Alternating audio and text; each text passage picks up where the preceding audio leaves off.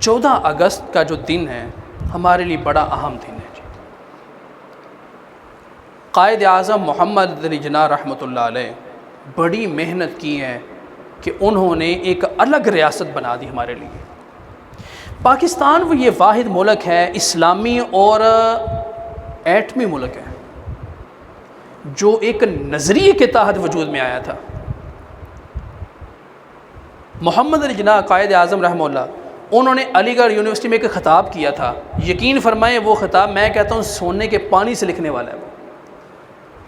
انہوں نے فرمایا کہ جب ہندوستان میں پہلا بندہ مسلمان ہوا تھا، میں سمجھتا ہوں پاکستان کا وجود اسی وقت آ جانا چاہیے تھا جب پہلا بندہ مسلمان ہوا تھا، کیونکہ اس پاکستان کو الگ بنانے کی جو وجہ تھی وہ یہ تھی کہ مسلمان اپنے خدا کی عبادت کریں، لا الہ الا اللہ کی جس بنیاد کو بنا کر ہم نے الگ ریاست بنائی اسی کی ترویج کی جائے، نظام محمدی کو اس خطے میں نافذ کیا جائے، خدا کی عبادت ہو۔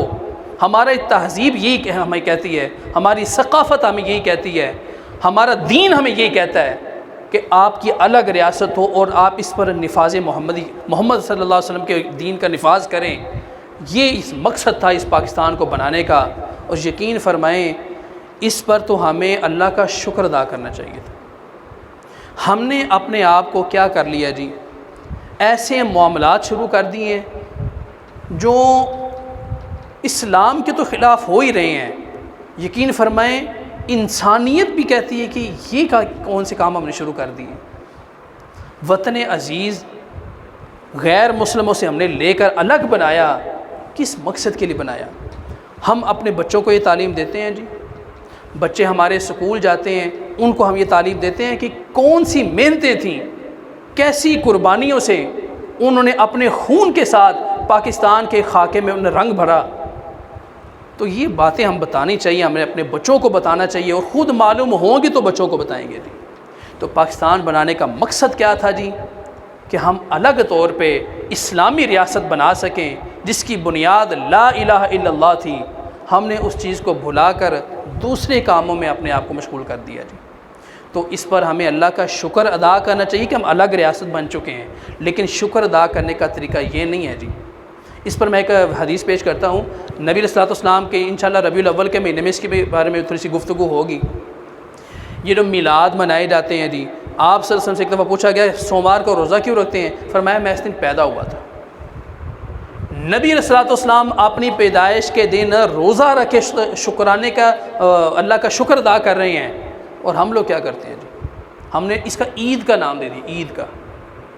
وہ الگ انشاءاللہ اس پر بیان کریں گے۔